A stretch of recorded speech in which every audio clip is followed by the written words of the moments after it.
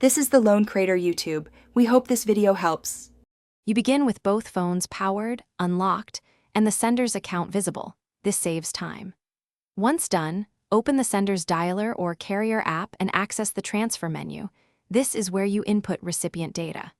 Make sure you have the correct recipient number or linked account ID because errors are irreversible on many networks. Also check the displayed fee and available balance so the transfer won't fail for insufficient funds. Proceed only when the shown amount matches what you expect. Now you complete the middle steps. Type or paste the recipient number, then choose the transfer amount from presets or enter a custom value.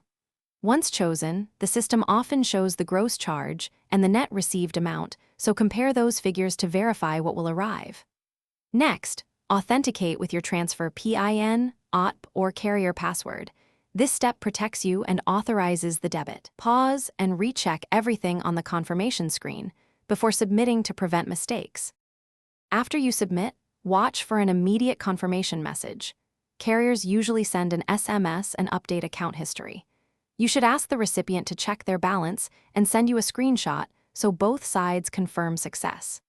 If the transfer fails or the recipient doesn't receive funds within the stated window, note the transaction ID and timestamp and contact carrier support right away. Give them the ID so they can trace it. A quick retry is okay, only after support clears any pending hold. Thanks for watching. Consider subscribing if we helped you.